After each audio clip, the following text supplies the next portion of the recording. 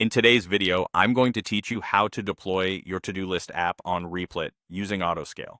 By the end, your app will be live on a reliable URL and ready to handle real traffic. We'll start inside your existing Replit project. From the workspace, locate the deployments area. The quickest way is to use the search bar in the interface and type deployments. You can also look for the Deployments tab in the left panel. Open it to see your deployment options. If it doesn't appear immediately, refresh the page and make sure you're in the correct project. Next, choose the deployment option that fits our use case.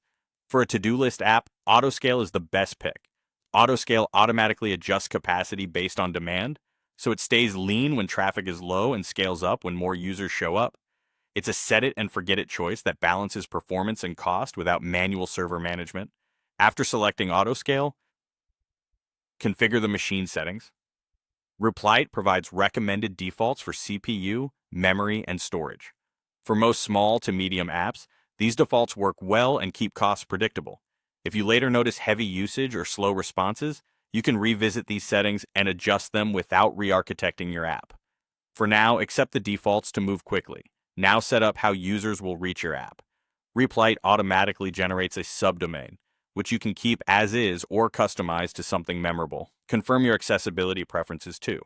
You can keep the app public or restrict access to certain endpoints if you're testing or exposing only an API. Pick the option that aligns with how you plan to share the app today, and remember you can change it later. With everything configured, start the deployment. Click Deploy to kick off the process. Replit will build your project, provision infrastructure, and start your app on their servers. You can watch the logs for progress indicators. When the status shows that the app is live, visit the provided URL to confirm it loads and your core actions, like adding and completing tasks, work as expected. If you see build errors, skim the logs to spot missing dependencies or configuration issues and fix them in your project before redeploying. The first start can take a moment as the server warms up, but subsequent visits will be faster. Keep the deployment URL handy for sharing or adding to your project documentation. That's it. You access the Deployments tab, chose Autoscale, accepted sensible machine defaults, set your subdomain and access, and launched. Whenever you update your code, redeploy from the same place, and Autoscale will keep handling traffic smoothly. You can return to the Deployments tab anytime to review resource usage and tweak the machine profile as your app grows.